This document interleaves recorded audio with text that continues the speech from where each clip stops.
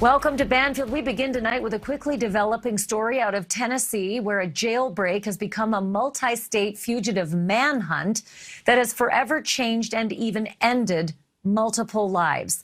50-year-old Johnny Shane Brown is still on the run tonight, out there somewhere, after escaping from the Sullivan County Jail in Blountville, Tennessee on Friday morning. But he didn't escape alone. Brown and two other men, one of them an accused murderer, crawled through an air vent in the ceiling of the cell that led to the roof. All three men were on the run for about 24 hours before two of them made a fatal mistake. 38-year-old Tobias Wayne Carr, the accused murderer, and 45-year-old Timothy Allen Sarver decided to hold up a convenience store and its clerk in Sneads Ferry, North Carolina, about 400 miles from the jail. That clerk told police that two men tied him up at gunpoint, emptied the cash register, and then took off with his car. And then while that victim was being interviewed by the police, the victim himself spotted his own car with the suspects driving it. And that set off a massive chase by officers from several law enforcement agencies right across 4 different counties. The fugitives were killed after they crashed that car in Brunswick County, North Carolina. But police are not saying yet exactly how the men died. Was it the crash, or was it something else that killed them? Also unclear how the remaining fugitive got separated from the two that died. Johnny Shane Brown is still a subject of a massive manhunt tonight, 5'11", 200 pounds. He was being held in the jail on charges of violating an order of protection, domestic assault, and aggravated stalking. The reward for his capture just went up today from $5,000 to $7,500. Jessee Weldon was the best friend of Tobias Wayne Carr, the accused murderer who was killed in that car crash, and was the best man at his wedding. He joins me now live from Johnson City, Tennessee. Jessee, I'm sorry that we're talking to you about your friend under these circumstances, but did you know anything about this? Did he ever mention anything while he was being held in the jail that he was planning something like this, anything like this? No. Last time I talked to him, it was actually a year ago Christmas that I actually talked to him. So this news must have been just astounding to you, Jessee. Yeah, well, I mean, the stories I've heard about Blountville Jail, I'm not surprised anybody would want to escape. I'm very sad about the way everything ended.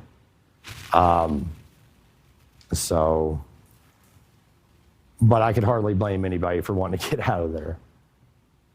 So let me ask you about the reason that he was in there. I mean, he was the most dangerous of the 3 escaped fugitives. He was wanted for the murder of his wife. That's what he was going to be tried for once he left that jail. And presumably, who knows how the trial would go, whether he was going to go to prison. But what were the circumstances of that crime? Well, I mean, I wouldn't call Toby the most dangerous of the 3, maybe through sheer desperation of the situation once they escaped. But Toby was, a really good person in a toxic relationship. And when you're in those relationships, like, you generally either leave or snap, and my friend snapped. So when you say snapped, I mean, look, if we were having this conversation and your friend were still awaiting trial, I know you would not be able to say what really happened to his wife. She was stabbed and left for dead. Did he kill her? Because now he can't be convicted of it. I mean, I'm sure that's what happened. I don't think he ever lied about it. The reasons why he did it was never put out. But I've talked to Toby many times over the years about our various relationships. And I've told Toby many times that he should leave her in light of certain events. And, when you're married with somebody and have kids, a lot of times you hold on to hope that things will get better, and sometimes they don't. Did he ever say, I mean, you're the best man at his wedding, you're his best friend. Did he ever confide in you, saying that he was going to end it and do something to her? No.